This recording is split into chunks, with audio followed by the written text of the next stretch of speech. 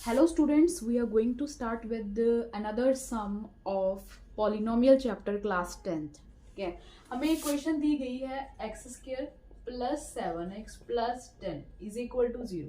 ये quadratic equation है। Quadratic equation let's compare it with ax square plus bx plus c is equal to 0। तो यहाँ पर a की वैल्यू क्या आ गई 1, b की वैल्यू कितनी आ गई 7 और c की वैल्यू कितनी आ गई 10।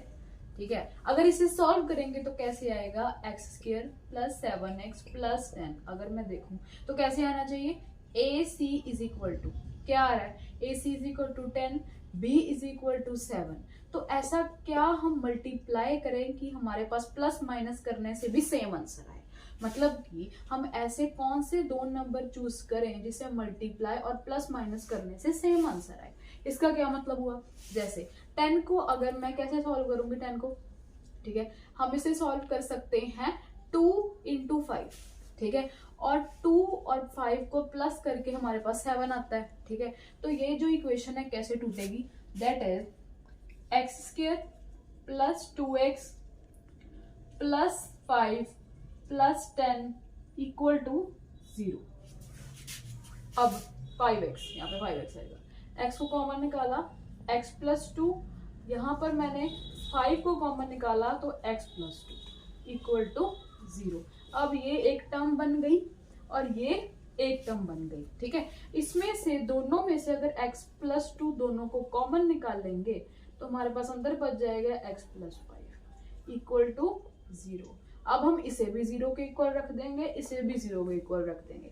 x प्लस 2 इक्वल टू 0 क्या आ जाएगा, x इज इक्वल टू -2। ये हमारे पास एक आंसर आ गया। ठीक है, अब हम करेंगे इसको इज इक्वल टू 0 तो ये आ जाएगा x इज इक्वल टू -5। तो ये हमारे पास आ गया दो चीजें। अब हम कैसे लेते हैं इस चीज को, अगर अब हमें क्वेश्चन में बोला गया then verify the relationship between zeros and coefficients. Zeros जो आई हैं वो ये जीरोस, इनको क्यों बोला गया है, क्योंकि अगर हम इसे और इसे इक्वेशन में पुट कर देंगे दोबारा तो हमारे पास आंसर जो है वो 0 आ जाएगा। दैट्स वाई इन्हें हम जीरोस कहते हैं।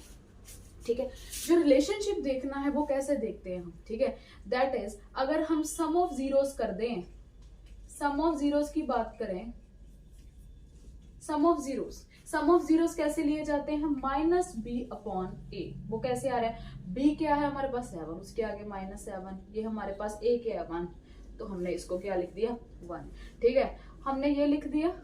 और अगर हम जीरोस को सच में सम कर दें, मतलब इसका और इसका सम कर दें, तो हमारे पास आंसर क्या आ रहा है, -5 -7 इक्वल टू -7। दोनों बराबर आ रहे हैं तो हमारा आंसर जो है वो सही है। और अगर अब हम करें, अगर अब हमने सॉल्व करना हो that is product of zeros, product of zeros अगर सॉल्व करना हो तो वो होता है हमारे पास किसके बराबर होता है, that is c upon A.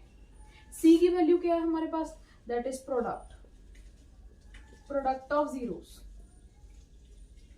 Product of zeros. c क्या है हमारे पास 10। अगर यहाँ पर 10 लिख दें और यहाँ पर 1 लिख दें तो हमारे पास ये आंसर आ रहा है। अगर इसमें इसका सच में हम अगर प्रोडक्ट कर दें तो क्या आंसर आएगा, -2 इंटू -5, माइनस माइनस कट जाएंगे, आंसर आ जाएगा 10। तो ये हमारा जो है हमने वेरीफाई भी करवा दिया और जीरोस भी फाइंड आउट कर ली। Thank you.